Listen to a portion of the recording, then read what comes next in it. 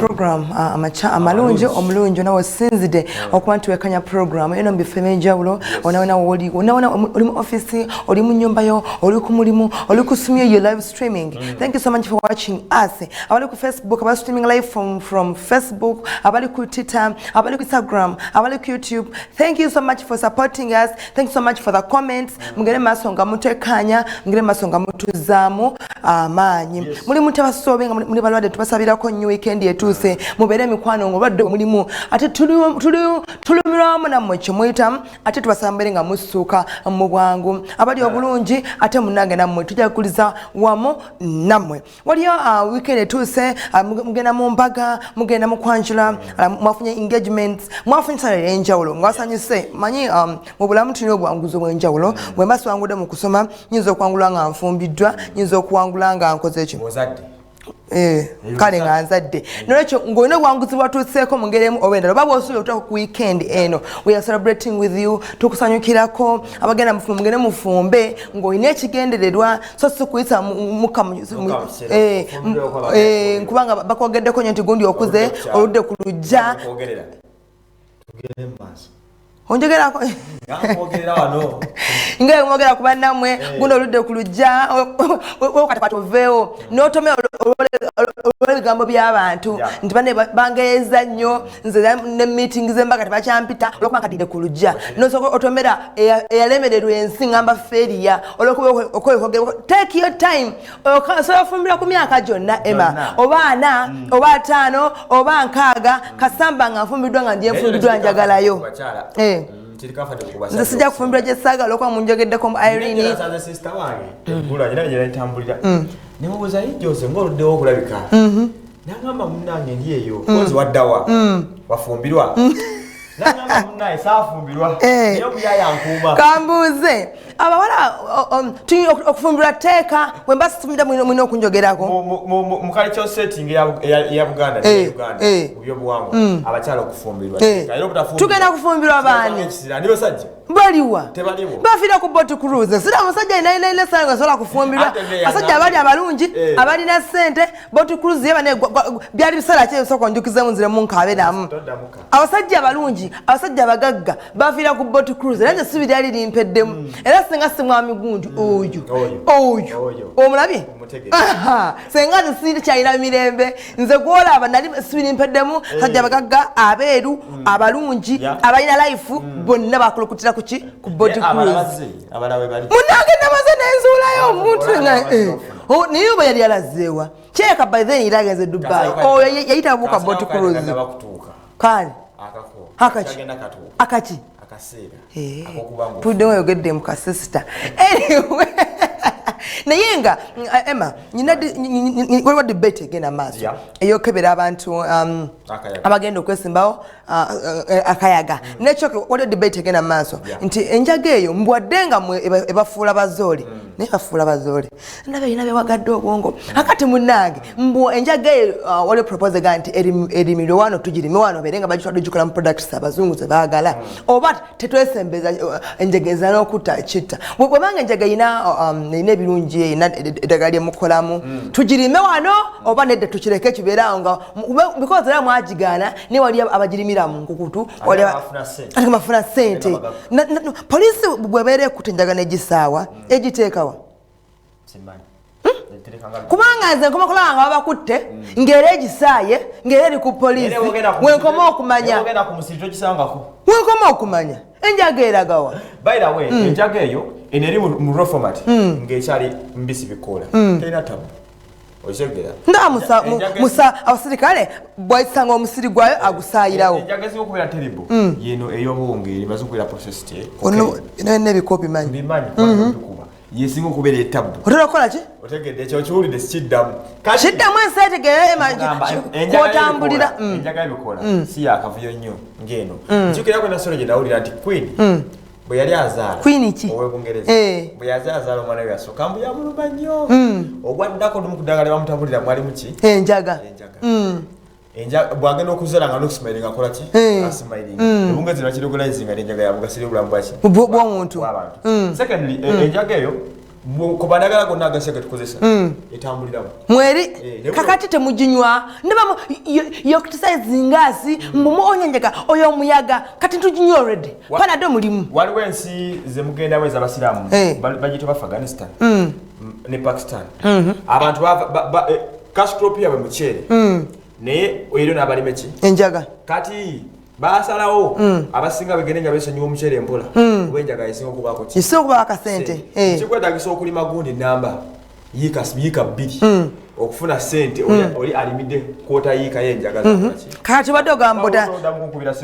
tugende mu maaso nga tulima enjaga esimu yolwaki ekuvuga gwoba ogijjako okujja ku handling yayo kyekiza okubeera ekikulu bwe kiba kinambawo providing emirimu batugirime wona obuzibu kyena togirawo naye bannaye kale nze ngaza omuntu nyina ebintu byendabyeko okuva biri emeka waliwo gyebuvuddeko awo nenjaga ngoberera ebintu nga liwo omuntu abadde wanze ebbanga anywa enjaga nga n'obujulizi abuwa naye ng'obwongo bw'alina buladde ensuku bunkenke naye nga nti oba oli awo oba tugira mubimu ku biteeso binawuliddeko ku ishu ekolagana enjaga bagambye nti naku abavubuka tebakyatya poliisi ntojja ne mundu emyera agikwata ng'obuzibu bw'enjaga mulimba mulina kyemugamba kubanga tumaze ebbanga ng'ebintu ebyo tubiraba nga tiyagasa abaawo ne biki kakyemugamba Besigye bwe yalinga akola campaigns oyo tiyagasi gumakubanga abaana nga batunayo bati yalinga njaga mulina kyemutusindika naye nga enjaga nze badde ngamba olw'obulungi bw'eggwanga oba tugiremu oba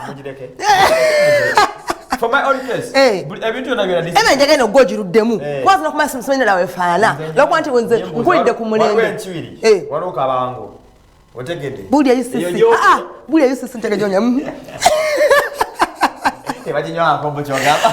njagala tuiseko wano ne ku birowoozo katini ennaku zino TV zijjuddeko soaps buno bufirimu buno bwabakyala buno busabbuuni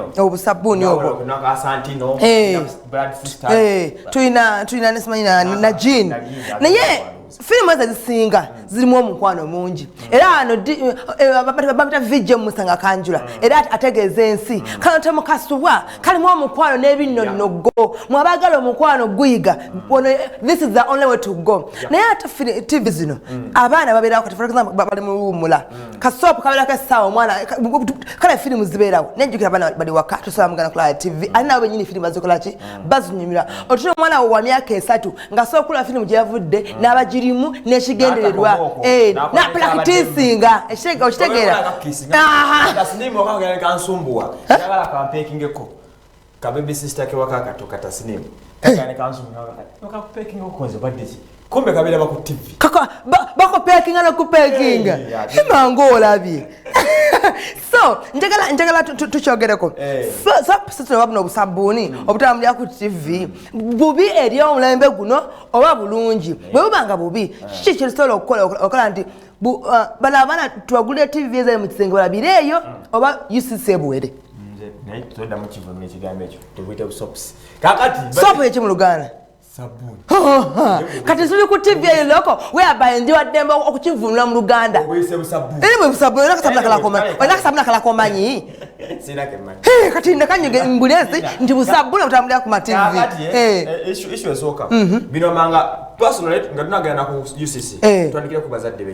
TV zino ndako zachukamu ziliko program ziliko parental lock nti channel joyagala abana balabe nibajjo toyagala osobola kugisira ebimanya bazadde bikola ki basobitegera oleka channel zezo ngozikoze ki ngoziblockings takalono okoma kati for example TV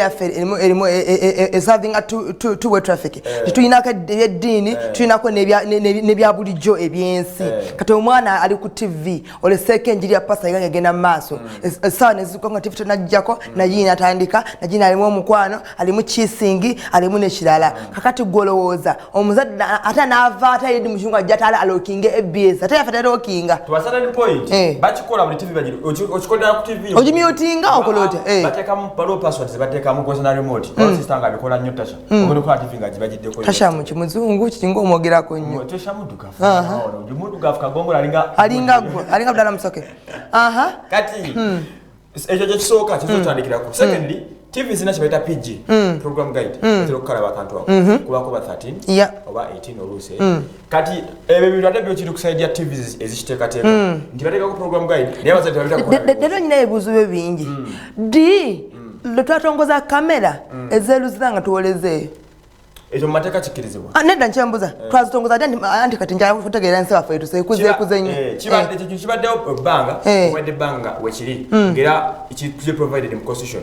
nti osobola okuwoleza mu kifo obaoli nga balina basinzirira misango ki egirina okukoleza ku kamera ebiseera ebisinga emisango ejja kusa ku butujju ekyokubiri tokagiramu ekyo emisango iye secondly waliwo okubanga ogenda kusiruating ekitundu kola ki kukyankalanya omusango gwo gugenda kumalako abantu emirembe okitegeera ekirala gavumenti ekikola security cases just in case nga bazirwana toli safe gwe agenda okukozesebwa bakuteeka eri gy'oli okulira ku video conference okitegeera tekina buzibu nyina ebuuzo bingi nina ekisembayo bwe mba ngenda okwemirira omuntu nyina kubanga nina emyaka emeka for example zaake omubaka wa palamenti alina emisango gyebadde mu kooti kakati bagala okumweyimirira ani alina okweyimirira zaake alina kuba wa kilasi ki oba alina kuba wa myaka emeka omuntu aweze emyaka 18 iye and above okkirizibwa okweyimirira omuntu osobola ng'olina national ID y'eggwanga ng'olina ne permanent place otumanyira okola ki osangibwa oluusi ng'olina n'emirimu n'obuvunanyizibwa basically n'ekisooka tubya Uganda ng'olina ne passport ne national ID yaffe okitegedde okkirizibwa okweyimirira omuntu kiki ekiviirako omulamuzi yenna ow'eggwanga okuvayo n'agamba tiwaweza emyaka nkakamwena tolina kweyimirira muntu ebiseera bisinga ng'ekyabaddewo ku Miriam Matembe abantu abali mu myaka nkagamwena okuddagulu babeera believed okuba nga bakuliridde wagi babeera believed okubeera nga bakuliridde tula mu kamene yawo kati kyogere nnyo waliwo emyaka gyetutuukamu ye kanvena awo ekyo kyogere wekka nange njya giva aha waliwo emyaka okuba nga bakuliridde myaka nkagamwena okuddagulu tetuvudde ku 5 wano 5 okuddagulu oba okyalina amaanyi kati nkaaga then okuddagulu n'omuganda agamba tezika ekkulu we likula lipunguuka kubanga ndi muganda okitegedde kaka tujja ku myaka meka nkagamu emeka mwena tolina kweyimirira mu ki muntu kakati ekintu ng'ekyo kiva ku ki ebiseera bisinga oweweyimirira omuntu mba negase ku musango direct singa obanga waziza omusango babi wakoze eki bwenkweyimirira omusango bakunkwatako bino amanga koyinza okuteeka obwakulizo nti nenaku 3 olina okulabikira wano eyinza okugaa ntya nange eyimiridde mba nzigirako nyina okukubiriza ogende mu kooti eyinza okugamba tokkirizibwa kusuka katugambe kawe ebyo byonna mbitegedde kiki ekisobola okuziyiza omuntu w'emyaka 64 oba kiki ekiviirako omulamuzi mwamutugambye temuli manyi aganungi bambi kiki ekiviirako omulamuzi okugamba nti owenka mwene tajja kweyimirira muntu yenna olwa buvunanyizibwa ensi ekumanyi olinaga nti 64 years tojja kweyimirira muntu kyabaddewo samwe nedda gwena wekirabye nange ndowooza ndasefunya nfunyi kirowoozo nkugambye jasire ntwegamba mbirowoozako bulowooza ni kesi wekinaba mu myaka egijja tubuulire 64 years tuna kwebira muntu omulamuzi wabeera mu chambers wali zonna okugamba nti gundi olabikiddewo bisikwata tajja kuwoza omulamuzi amateka gonna gabaawo bati babakolebya reserving ebyabo bagamba nti agundi okusiza bwendaba naye oba oli kino rekodi zino bigase ki si nnungi ezamire matembera okubaza don't stand for someone olw'ebyokwerinda naye soso tukwata emimwa kankomaawo ku nsonga eyo nze batumanyi banayenze nze Irene Nakazibwe ono Emma Waswa wantandikiddewo n'okuwalaganya nenga omuwala zikyo netukete amazima galinzisa akati ensonga nyingi zabaddewo ejjo ezimu sijja zoogerako olw'ekiwandiiko kyatukubiddwa kya ECC kitujja okubanjulira kakati ate wadde engeri ensonga ezo bajanalisi bagenda mu kooti bo bagasa mativu bakutte nnyo emimwa babalemesezza okukola emirimu gyabwe ono Emma we neebuuliza bwe mbanga ndi musawo nenje like ekyama nti bane obaddewo buti busensedde eggwanga atafuddeyo ku bulwadde oba buleese yaba n'omusango oba nze aboogeddeko nze mba n'omusango ate gwe aboogeddeko bana musango siba na musango etujja kyogerako then ne ku nsonga za katuntu ripooti yafuluma mulyagonja agamba nti yafuluma n'agiraba n'emuweebwa but they didn't take action reason being tebababuulira nti report webereze oba webere efulumye mukole bwe muti yensonga lwaki basirika then journalists are celebrating their day to day oba tujaguza olunaku lwaleero naye nga tuyise mu bingi tutulugunyizibwa babakuba emigo tubirabye bingi. By the way, olwomulimu gwaffe we didn't play the clip kosa jo bakola balongosa bakiyita batya Abaganda bulungi bwansi, yes, bakola bulungi bwansi nga balongosa nga bagenderedde okuteekera olunaku lwabwe okujaguza olunaku lwabwe naye nga mu kujaguza olunaku lwabwe tuyise mu bintu bingi mawulire obaako n'ensonga gyoyagala otegeeze eggwanga UCC nekwatemu era ne ku nsonga yemu ne UCC erina kyabakunuma ekibaliwa TV ez'enjawulo ne radios ne bannamawulire ab'enjawulo nti bakomezebwe mu nnambiro olw'ensonga nti olunaku luli bwebwende yakwatibwa akavuyo kakaaliwo mbu baabikwata ne babiraga eggwanga kati kifuzo kyambuza kirekerera omubaazi nekidda ku muki bwe bagamba kirekerera omusiro kidda ku muki ku mubaazi tumwakola ebintu omulimu gwaffe guliwa gasinaku kuyita viri eyo omulimu gwabonnamawulire bwe guliwa. Okay. Basically, specifically, bannamawulire one omulimu gwabwe omukulu is to inform, educate and entertain. Bintu bisatu kutambuza obuki omulimu gwaffe omulimu gwonna kutambulira. Then secondly ng'ovudde ku ekyo kibirivingibwa abannamawulire they are the fourth arm of the government. Tujjeko asatu tulinaga legislature, that is executive, judicial. Ffe guni eyokuna abacekinga nti bannaffe wano waliwo ekikyamu wali ekiganye gavumenti olabisetiga ebitabo tebimanyi naye bannamawulire babikola ki babijjayo obulekula abantu baffe abamu kitundu ogugindi naye nga gavumenti ekiwulirangako naye munamawulire nagenda nabikwata nabiraga ensi niwoba ekikolebwa kitegera. So kati abantu ngaabo if they decide ne bakeera ku makya ne bagamba nti tetugenda kulipotinga ku bulwadde bulimu abantu tetugenda kulipotinga ku bwavu baluma tetugenda kwogera kwekalakaasa kavuyo ka polisi kekola nti mubiraga bw'obeera obiraze jangu wano bakususpending obuvunaanyizibwa bwa munnamawulire bwe bule si kulaga nsi biki bigenda mu maaso mu ggwanga. Obuvunaanyizibwa bwa munnamawulire kulaga nsi ebigenda mu maaso mu ggwanga ate naye wabula si ku insinuatinga olina okulaga ebigenda mu maaso. Ffe nga ffe abakola omulimu ngo ffe bannamawulire we tukyamyemu where have we like gone wrong we tukozemu akavuyo ekyayingiza gavumenti oba UCC because UCC kyongole kya gavumenti exactly kati njagala kutegeera ffe nga ffe emirimu gyaffe wetwagenza astray nekiviirako UCC okuteeka ekikomo oba okuyingira emirimu gyaffe. Kakati bwewetegereza embeera mwe tuwangalira guno gw'omulembe bannamawulire bagenza settlement. This is a fact. Abannamawulire abasinga balina ebintu ebikola ki ebawagira balina dimensions z'ebyobufuzi za njawulo era sijja bamentioning nimbu balaba nange mbalaba bannamawulire ab'enjawulo era abawagira people power era abawagira NRM kitegere kati batuuse mu mbeera olw'okuba nti beeyagaliza nabo genda okulinyako mu ntebe nnene mulaba nga bannamawulire bangi ab'enjawulo bajja bagezaako compete time etuuka neerabira ethics z'obunnamawulire bwe n'agenda astray n'ayonoona omulimu ebyobufuzi ne muyingira kitegera n'ajja ku mpewo n'agamba nti gundi yagambye naye nga mazima kirowoozo kye oba tokyali munnamawulire. Kati lwaki temupini point nzemu abasasaanya obulimba okusinga ono aleesa amazima n'agalaga ensi ani specifically togenda kumanya ani nani bakikoze wotegedde nti bannamawulire bagafulumiza mu bukyamu era still osobola okumanya nti ne lino yalifulumiza mu bulimba because ono ku Facebook oteeka ekigambo kimu ne bakukima. That is why gundi aliluzira ono omukyala ani Nyanzi kubanga Facebook account ye yateeka ebigambo kati who is following Facebook social media era still asobola kufollowing ani eyogedde ekyobulimba ku mpewo n'okwata victim omubwati okusobola okutataganya eddembe oba n'emirimu egigasa eggwanga engage. Kale waliwo okunyigiriza n'otali bwenkanya mu byaddala ku mirimu gy'abannamawulire ekisuseemu naye ng'ovudde ku ekyo ne bannamawulire waliwo embeera etuuka ng'esajjuse. The fact is a state eno obulamu bwetalina kutambulirako lutho ebyobufuzi weebiri nawaliwo byagaliza entebe na biki okubanga ensi ebuuminga naye ekigambo munnamawulire omukyayogera singambako kyeŋŋamba leero nowen TV n'akyogera nowen besi n'akyogera okimanyi nti within that hour banamuli osokonga batabongo dense basaba ne banyabo waliwo kipapula kya tukubidde kya kubidde TVs ne radios ezenjawulo nga bagala ba producers abamawulire nga bagala ne banamawulire benjawulo bakomezwe bunambiro mbole ensonga nti waliwo amawulire ge bakwata gali kuchagulanya last time bwe nga yekalakasa namawulire amala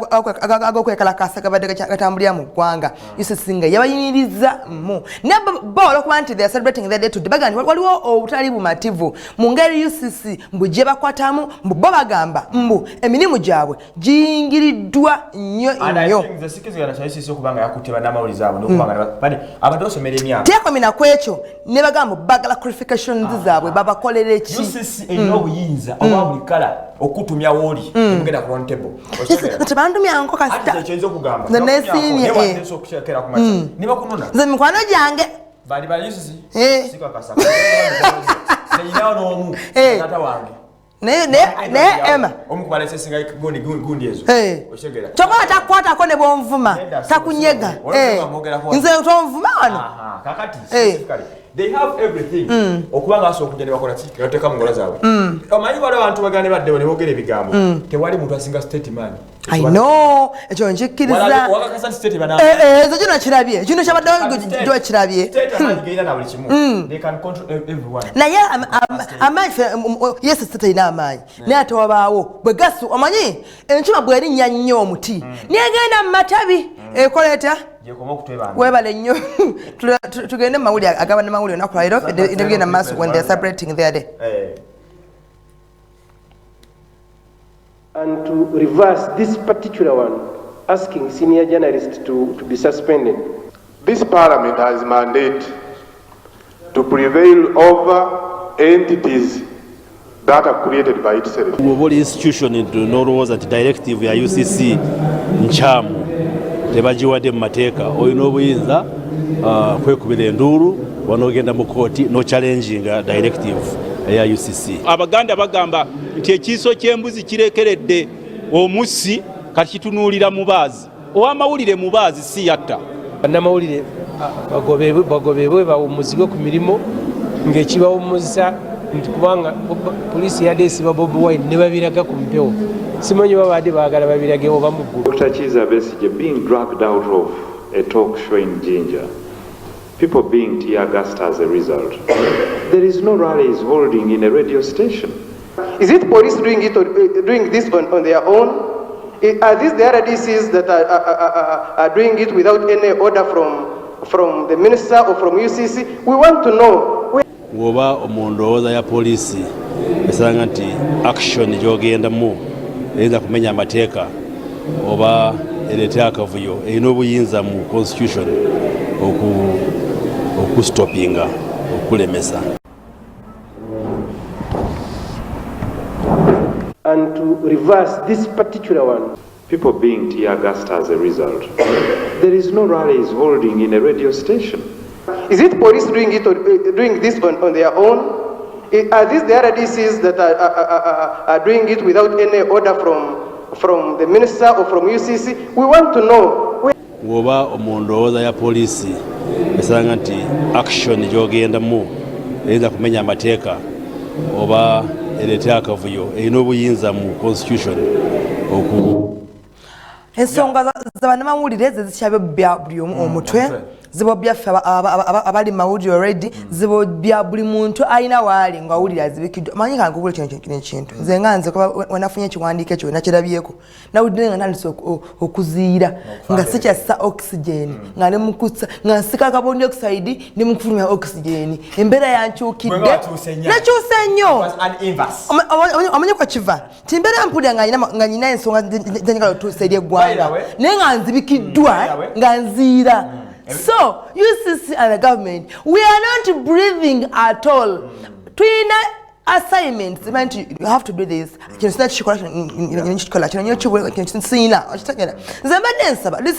Boba batuveba tugambe nti kino todangayo ekyogerako programs system zikolanga because even the programs bazingi baga ntojikola naye nga ate bo tebavudde kugaa nti zino zetwagala mukole Boba nga bawulira tebagala tukola boba veba tugambe list ya programs mwena mukole bweziti naye baba wampeddemu okwa creative nze nje kigenda ku mpewo at least kwetugwe mpabula okitegera ongambe this is wrong wantereza mu because problem yetaga munne ate nensi etali muko mawulire eba dormant tenyuma omulembe okutuuse buli kintu kitambula communication bwe bulamu bw'abantu kati edde embeera yezibuwalanga nnyo nga njagala okufumbirwa Emma nyina kuwandika Emma ng'oyagala okufumbirwa yogera ennyo ddala Jamiro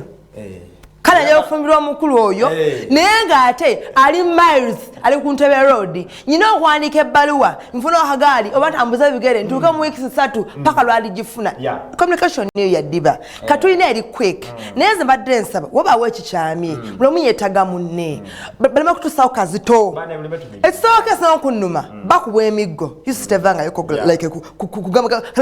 kutabukako nti abantu baffe mubayisa bubi tekiwuliranko babayisa bubi like bwabaawo siini yonna nesanga ekkooti ono avuddeyo bamuyambyeko omulala bamuta omulala nga bawunga ne bakeya complain oba yali yatu TV nga bamumenya ogulu nothing was second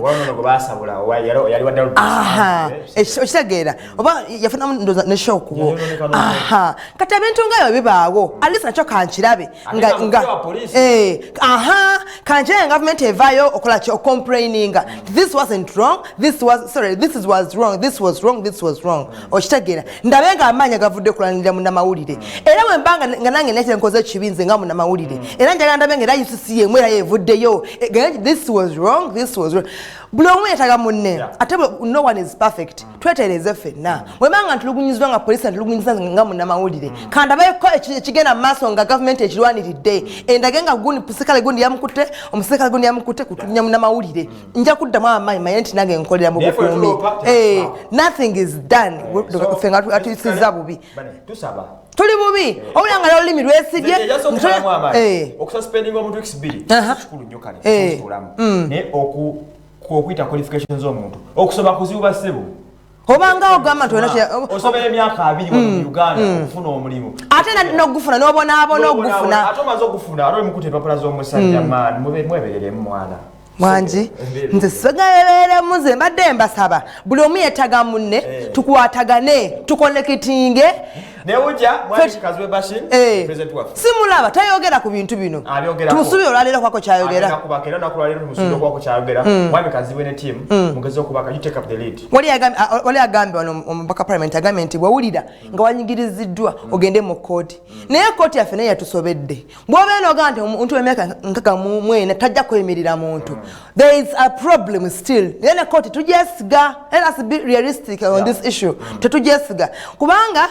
Jevudde kawa tutawulako LGBT bill. Omuntu wadembe okasema position mu myaka gyonna gyakola ki gyayina. Wavana nga 64 years tutena kwemia it means there is a confusion. Now who is confusing who? We don't know. So tubale tusaba gwe kikwatako oba government bana fatuna omukulembeze omukakamu muzafatu singa president w'empisa ate ebintu ebisinga abiyingiramu ekiba kiganye so ku ddembe lyaffe era bannamawulire bakulaganya ensente benkevu I have any problem Wanje. Yagambye atya? I have any problem with this country. Everything is fine. Okay. Yes. Obuzibu buli kuffe naye yensi itambula bwe ino okutambula. So, brometa gamonne tukolagane sobole otwale gwanga mu maaso. Tuna ensonga za zono parliament kachiko kakosase by then ngaguna katuntu achaliko ensonga ezo eza bank kachiko kakakola kunonyeza ku banks is Bank of Uganda nezo banks ezatundibwa report nefuluma ne wata bachikolebwa yes baba gamba like a report bebajwa baba gamba nti tewatugamba kyakola nti do ABC do ABCYZ bone bakola ki ne basirika baninze bagambe nti mukole kino Kato mulemu tudeni story.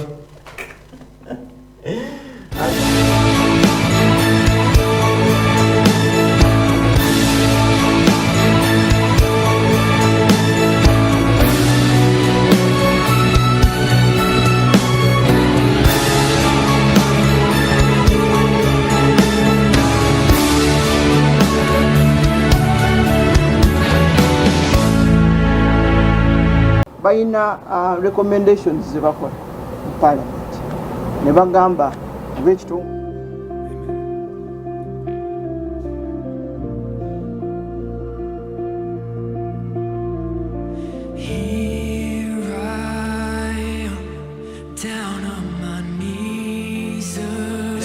olunaku luba lwa mande n'olwokusatu omuntu yenna oyagala okunsinkana oyagala okwogerako nange ojja ku mande oba ku lwokusatu n'ensigo ya mitwalo 10 n'obulira embeera gy'oyitamu ate buli ku makya bw'oba owulya nga oyagala okutandika okukola oyagala otandika olunaku lwo n'ekigambo eky'obulamu okera ku puroguramu omukisa gw'okumakya baako live ku tv ate omuntu yenna ng'oyagala okwogera nange ku simu olunaku luba lwakubiri lwakuna lwakutaano okuba ssaawa 9 nkwata essimu okuva ku ssaawa 9 paka ssaawa 10 kituufu ez'olweggulo osobola okunkubira essimu ne twogerako naawe ne twogera n'okubulira ekyokukola mu linnya lya Yesu.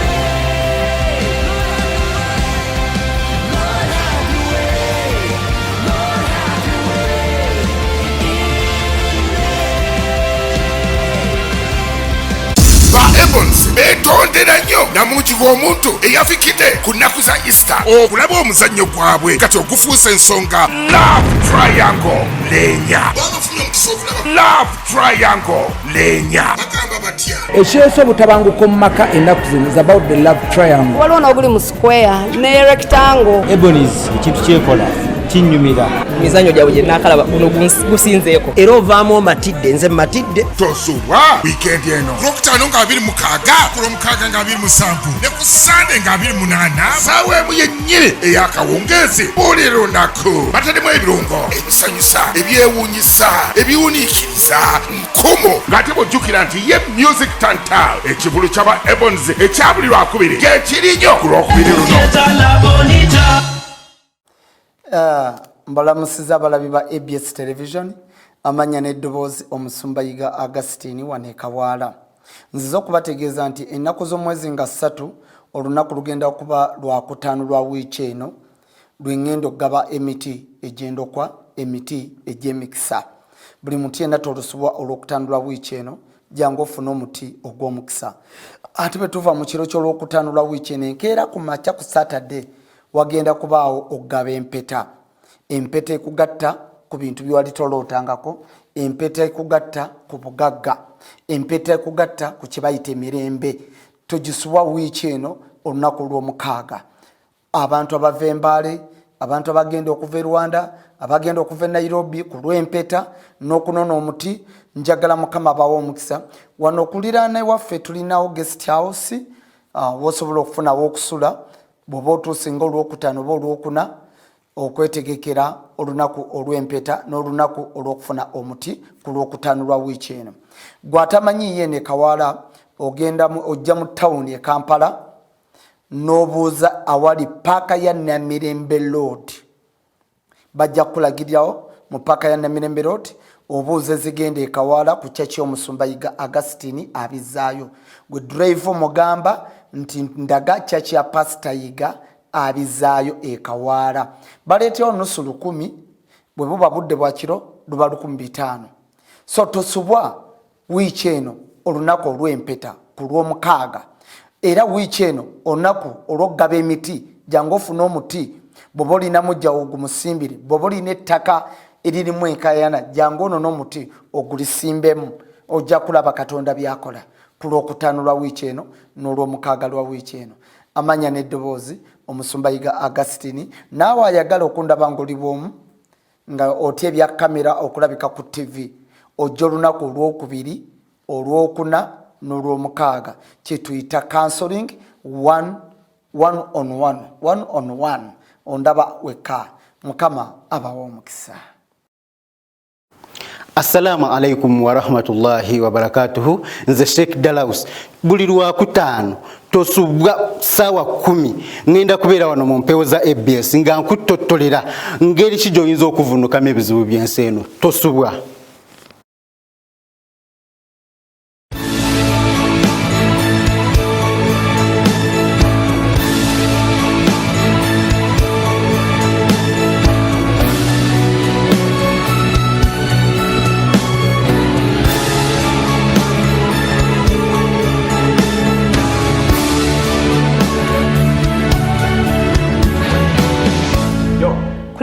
kukumulako amacha amalungi ekyagenda mu maaso noza Emma nga tunaba kukigenda sofa twawomodde ku nsonga za Kosase report ya fuluma naye gye bagitwala tebababuulira nti kemugifunye mugikole bwe muti kati nkasana kuyita video oli musawo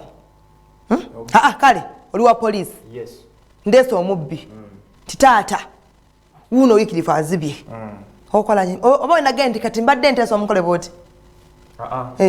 Wemadi wa police. Iye. Of course namani bechi bachino kudde. Wendeto omubi. Oba ina mukolera ki? Namani automatically ino kuwabula. Kumbe kigeno mukole wako.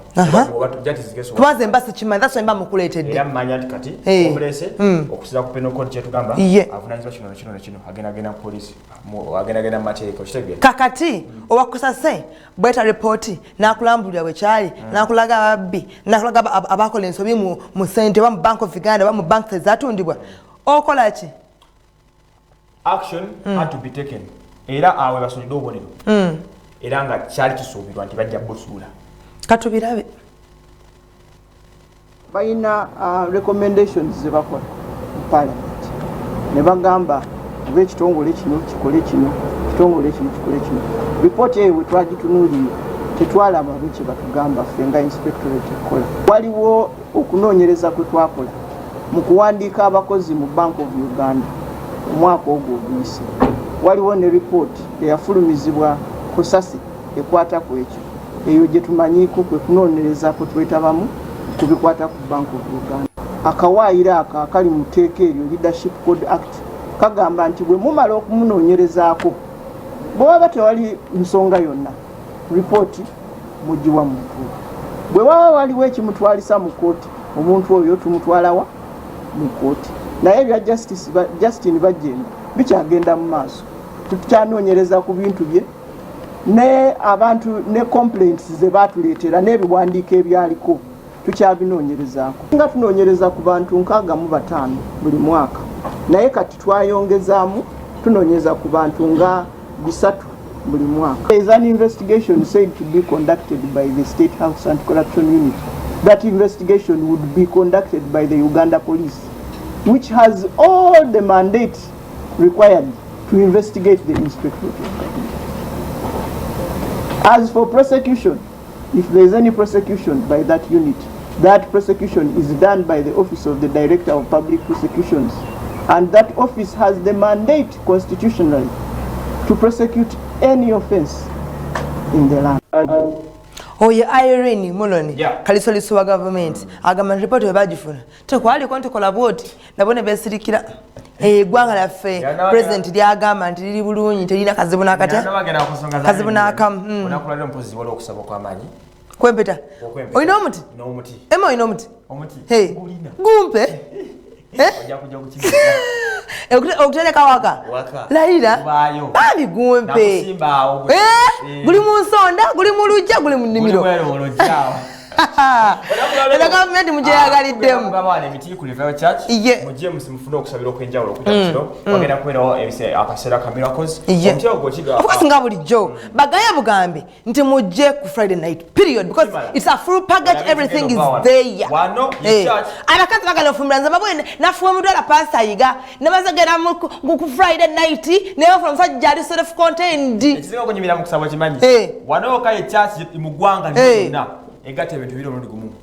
nti okusaba kwa kugenda mu maaso limumulamu ngena muisaiso obusibo namba wesimu kwa ndomo okukirawo ora bakuba dansa nonyumira obulamu bana njala nnyo okusaba bulengana mu church mba siri muwulu so nana leo nga bagana kujangu mu church baja kusanga wabuli kala baferi ya mwebali abali obulungi were nga bagala kugenda bugenzi mu maaso nabetandika guno ozo kujanga wala bano wansi ozo no kujanga tutoze kusaba ngoze kuyita ayitamu bakwita kusaveyinga kuyita anyway tuwaite kanisa temusuba okujjano lero ensonga za Muloni ozulitini Irene Muloni kalisoswa gavumenti kalisa oliso kitegeeza ki kalabalaba w'ensonga za gavumenti bw'obanga kalabalaba talina kyeyakola nga bamuda report ya Kosase kakati then government tuli bulungi abaziwenze mbeko kyenkola bw'obanga tetulina tebakubulira kyakukola awo tuyimiridde Emma So I want to mean specifically next chanaku. Chanaku kitya. Ekiro kati. Why does it chamukirira? Nga bakunya buli muntu. Naye tali no myataka birozo mu kintu ekyo. Nti wabi wedde baddawa. Fera tumanyi nti twalowooza nti engeri bakikutteka nabwalo ne speed ko leba kitadde. Nze nali nsuubira okwanika ono omukyala wentumbo yakoze yani. Justin njagalira eddala bagenda nga nsuubira y'ekigenda omukolebwako bamusako bunkenke kamera zize ziraze nga yotika emigugu nebikomaawo ngwe bagaa tugeza okukyusa wetubanga tuli ng'omukulu bwaga tulwagisenguzi gwanga nemulo nayongera otukubiriza tuzisomesa abatenguze bwewo if you can't take an action okusuuza omuntu ekyo kyabatutte ene nguzi tegenda kuggwawo bwoba otegere nabba akawumbi kase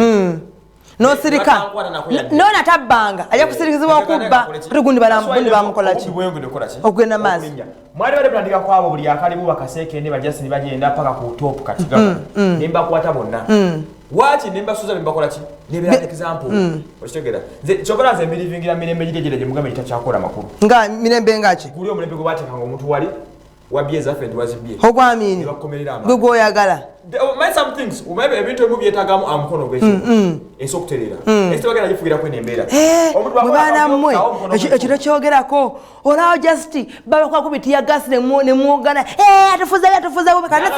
senga abazza by the way mumuteke wali mpoze nga siwo kubanga kati nkubulire Emma singa bayita system eyo okimanyi omuntu oyo omu okuba sente nako ogombya 3 obayo ogombya 3 kuizo tukolera okimanyi singa system eyo eyamasasa eyamine yaliwo ne gundi alugenderamu it's okay gundi oli yena abalugendera abandi bona abali ku top bajja dugenderamu kubanga basinga obungi bonna bona balidde enguzi mu government eno wetubanga tuli bakuliza gwanga lino nga tuli bakulitiriza togenda kutereza abantu bano fetena president weddi amasiku tata wange omulungi tuvuge bwotyo ofa ina dira sawa kuta abantu sente za fenyinje zigende mkachoko sasa zizikachizachi bakena chai wafe buli kumacha emane chai aguluma ewo wanachali kagwe oshegera kubanga that's our money baba era n'abantu nga 10 ku set yo banamo de bagenze post mwino okulya buli muntu atudde ku set yawo kumachanga bakola ebintu bava bafunini wa allowance seneza zigenderechi okolo onakulumira kakole bakola bakosase bakodenga busatu ewo wananeka kantu notulangira chai katolo munyagwa tanache yakoze chai tamunywa kati kugamba kati sente zo allowance kubasa njise mungeri ya chai ndi ebintu byakolebwa ko lunako mati batulawo million they facilitate them buli kimu kigenda oshegera naye tesubira noza hande emu yakola mulimu gwayo kati etakola to blaming kati newo kati kiringa kera kukacha my role is tukunonyereza kiki ekyabaawo nze nenchikuwa kati bwosirika because ono katuntu si ayino baganti banange nzudde kino bajenda yakola ABC so do ABC kati bamutugasizachi his role was to find out what really happened ku banka zibatunda ne Bank of Uganda naba wa reporting to yeriwa nembe nyumba neko bakubadisa na kisereka oboti yambyechi oyagala sereke my friend my people let them follow the protocol abayino okola kintu bakikole katuntu siya inobuzibu kuya kwande kuko kati nebuza yabakatuntu omulimu teyamugamba kola kintu kyonna yabakatuntu omulimu what next kati jamola gire kirala ripoti ngeji afuluma nojulizi bwavaayo nga bogati twabufuna kati nga baga katuntu anonyereze kwabo tukusaba tato lagire ne bano baba kwa ani alagira ye bintu akachoka parliament of course kasinzira amayiko nazigafa kati nchala Rebecca Kadaga nabakumanyi kirungi yakomyewo ate bino nabikolebwa Rebecca Kadaga n'omukulu ku top abako peshinza kuita mu legislature nga executive techikolaki techimanyi tubasa kale wabewe chikolebwa abantu badde basubi twali tulifunye eka none bisirika omulundi gumu nebisirika buzo bafe webo kintu kitandika n'amaanyi ate nekisirika mu bwangu ongamba ine ensonga akadde katwala one ensonga za tipsizi onda chikangazi tumaliriza tipsizi omanyi tipsizi maso ona azine enyoma omwami oyo yaliko mu big talent n'ava twabimanya twachanganya ne Dikenzo ngagamba nti Dikenzo tamufaako ezimu kusesebeza nawuli mbwa ine kigere ekinene kyekisirani n'olwekyo mbu kyatula wekiti n'olwekyo mbune mu big challenge yali egudde kululwe sanze goro nga shooting video bali ba shooting video aine achayimba nakama ku situka simanyi jump simanyi physical dance eyo nakomako Scott and Stan ezo nemufuna egulanda kana shooting video ne egulo limu amoyo negafuluma agamba nti ayakanye management empya enerimu Arafat anagenda azunga atyo gagamba nti the baddest temufuddeko enyimbe efuddeko the baddest yani ya Arafat akole yiye bafudde ainaje bata helicopter music obabere solo because bita solo musician ainaje bata helicopter music ne bade bakolera wamu kati ngabagamba nti Arafat afudde nyo ku music wa Fefe Busi tafudde kwa tip Fefe Busi musajja ana nyimba ki nze ndaba manyego kaga aina maitiri mukamwa aleka aina sets biri nadduka nabagamba nti yavudde mu kibira hadduke kasa tegere kinene tekigwerera nakulugulu mubuza naye Fefe rasitenda wantu wamu nagamba nti music tatambula zekoye last time naina baby ritual once nangamba yetaba muzimu ngako kuyimba you invest like 20 millions neto zitozijayo one day exactly yes zoka zona nsamba na abiri so mini mbwajito najo so specifically uncle tipu katukusabire helicopter music yafune manje mpego baita Elvis kati yadukanya kintu kye katubere Elvis no solo mukuma kwanda nenzo olaba ngoyo nsimina akubuzibu sikade no lugere ngolulu sigalwe ensasira bambi rugenda kendera naye tipu ekiga kininga ka Benson ajira duka kata tekikendera naye nga ema kade kalutute tubana bingi byekugamba ne usakadde akatufuga ate ne muzayi wa kazi wemirina omwana nze muzaala mayanja atuse okuogana mu ekitufu kyeki ye mukadde wano yekka ye mukadde yekka wano akola ebyammwe ebyabavubuka omwana kutowe buti omwana yannemeredde emanze nkubulira tuyakona ku mukazi no Friday bwaba boneza jini omuba tumagala batumira ntumiddeko kuli amanyi tuli mukyala wa Emma kutumiddeko nnyonnyonyi ntumiddeko mujange yenna nga olaba nga kutali moti ng'omugjawo ng'otewotera ku TV endala nkusasiddeko nnyo negamba bino ebintu osobola bisi topinga ntumiddeko omwami asuubira okwo omwami wange nkutumiddeko nnyo munnaye lega wabale kumpanya lujja musajja gwe olusibambu ono yagambye ampayo control room ligalo chintale producer tulina omyeka Sali Edgar no kamera yero yakozeeko nze ayina kazi weekend mu nyumire netonya novuga nywa ebitegerekeka weyagale sente zizo naye manya ndi no kusavya ku sente ezo naye ndobulamu bubo ino bunyumira teri gulu dala okujja ko ino lyoliko so enjoy to the fullest takumira mpera akunkumire ku Monday tujja kubaawo mbere bulungi tubagala nnyo